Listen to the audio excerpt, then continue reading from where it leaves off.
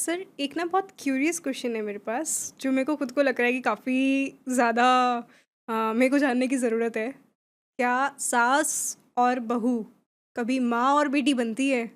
जिस सास बहू में एक एनर्जी होती है कि वो रिस्पेक्ट वैल्यू देने की कोशिश करते हैं, जहाँ दोनों, एक नहीं दोनों, वो माँ बेटी बन जाते हैं।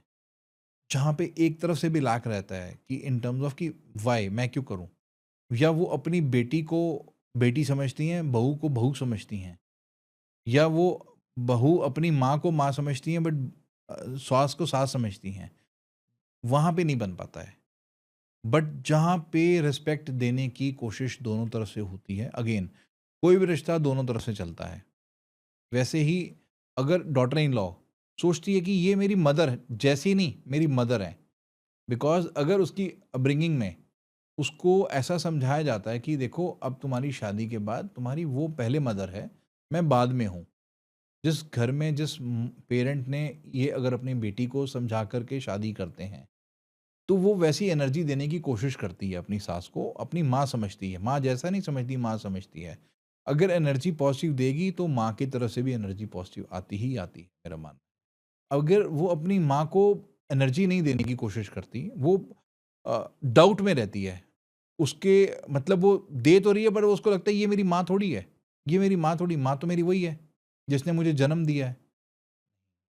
जब शादी हो जाती है, अगर वो एक बॉन्डिंग बनाने की कोशिश करते हैं, एक वाइब्स देने की कोशिश करते हैं, तो वो माँ-बेटी बन जाते हैं। मैंने ऐसे बहुत घर देखे हैं, जो कि आज 25-25 साल हो गए हैं शादी को, बट कभी भी झगड़ा नहीं हुआ। बॉन्डिंग अपनी माँ से ज़्यादा प्यार है, अपनी माँ से ज़्यादा उस घर में उसकी वैल्यू है, और वो भी अपनी बहू को अपनी बेटी से ज़्यादा वैल्यू देते हैं। तो सारी पॉलिसी गिव एंड टेक की है। अगर अच्छा एनर्जी देता है कोई, तो सामने से एनर्जी आती है। दोनों पार्टनर से, कोई भी हो, चाहे हस्बैंड वाइफ हो, चाहे वो एक क्या कहते हैं, चाहे वो कोई भी प्यार हो, बाप बेटे का हो, माँ बेटे का हो, या वो अ, बाप बेटी का हो, सास बहू का हो, वटेवर। अगर एनर्जी दोनों तरफ से इक्वली जाती है पॉजिटिव साइड से, तो वो प्यार बनता है। अगर वो एक तरफ से डाउट में रहता है, तो वो प्यार अंडरस्टैंडिंग नहीं बन पाती। कभी-कभी ना ग्रजेस लेके रखते हैं लोग, जैसे हाँ, अब उन्होंने मेरे साथ ये किया था, हाँ, हाँ। उन्होंने मेरे साथ 2010 में ये किया था हाँ, हाँ। और अब मैं उस चीज़ का बदला ना 2026 तक लूँगी या फिर जब तक अगेन मैं हूँ तब तक। अगेन कई लोग ऐसा देखते हैं, देखो, कई बातें लोग ना दिल में बिठा लेते हैं। कोई भी बात होती है, मेरा मानना है रात गई बात गई। अगर आप ऐसा सोचते हो कि जो हो गया उसको छोड़ो, मिट्टी डालो तो आगे चलो। हर किसी के साथ कुछ ना कुछ होता है, हर किसी के साथ। ऐसा नहीं है कि कोई भी ऐसा नहीं है। कोई चीज़ ऐसी होती है जो हमारी एक्सपेक्टेशन के हिसाब से नहीं होती है। उसने ऐसा क्यों कह दिया, उसने वैसा क्यों कह दिया। बट कई लोग उसको बिल्कुल इम्प्रेशन बना लेते हैं, उसको डीप में ले जाते हैं कि वो इम्प्रेशन हर वक़्त कुछ भी कर लो उनके साथ, उनके माइंड में वही रहता है। बिकॉज़ वो फिर डिप्रेशन में चले जाते हैं। वो हर चीज़ को डीप, ज कइयों की आदत होती है कि अगर कुछ बात हुई, तो उसको डीप में ले गए, उसको बिठा लिया, उसको फिर ताने मारते रहे। तो डिप्रेशन क्या है? मैं देखता हूँ यही डिप्रेशन है। किसी भी बात को अगर अपने अंदर कोई बिठा लेता है, तो वो डिप्रेशन में चला जाता है। डीप इम्प्रेशन मतलब डिप्रेशन, सिंपल। तो बातों को अंदर ना बिठा करके लेट गो करें, जो कल गया खत्म। अगर माइंड में गर्जिश ना रखें एक दूसरे के प्रति, तो रिश्ता, हर रिश्ता अच्छा हो सकता है। खुंदक गर्जिश क्या होती हैं? इसने मेरे साथ 2010 में ये किया था, इसने मेरे साथ 2015 में ये किया था, अब मेरी आंखों के सामने ही नहीं आना चाहिए। तो यही चीज़ें तो रिश्ते को खराब कर रही हैं। यही चीज़ तो प्यार बनने नहीं देती हैं, यही तो बॉन्डिंग को बनने नहीं देती हैं। टोंटिंगबाजी शुरू हो जाती है। आज जो बात हो रही होती है, उस बात पे कोई बात नहीं हो रही होती। कई बार दोनों लोगों की बात चल रही होती है, 2 हस्बैंड वाइफ की, या कोई भी रिश्ते की, सास-बहू की, व्हाटएवर। बट वो आज के टॉपिक पे कोई बात नहीं, झगड़ा नहीं हो रहा होता। आज का प्यार में कोई बात नहीं हो रही होती। आज के टॉपिक में कोई पुराने गर्जिश किसी एक के दिमाग में होते हैं, वो उसको लेकर के ताना मारते रहेंगे। तब रिश्ते खराब होने लग गए हैं। ये तानाशाही के अंदर तो रिश्ते खराब होते हैं। अगर इंसान ये सोचे कि जो हो गया उसको, जो पास्ट था ना उसको भूल जाए, आज में जिए, तो हर रिश्ता अच्छा चल सकता है। इंसान जब प्रीवियस हिस्ट्री को लेकर के ताने मारता रहता है, पुरानी हिस्ट्री में डीप में चला जाता है, उसको इम्प्रेशन बिठा लेता है उसके प्रति, तो वो क्या होता है, वही चीज़ तो डिप्रेशन में लेके जाती है। अब कई बार तलाक के बाद दोबारा शादी होती है, तो डिवोर्स के बाद दोबारा शादी होना क्या होता है, कई बार बहुत सक्सेसफुल रहती है और कई बार सक्सेसफुल नहीं रहती है। उसका मेन कारण क्या है? आजकल तो 3-3 बार डिवोर्स होने लग गए हैं। क्यों?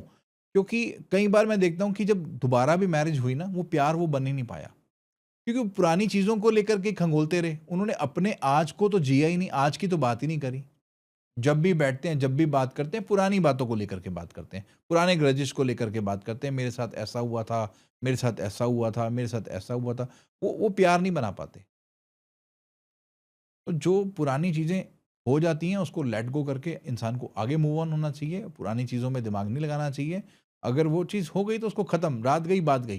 किसी ने आपके साथ कुछ भी गलत किया ना, तो उसको इग्नोर करके रात चली गई ना, नेक्स्ट डे आ गया, तो आगे चलना चाहिए।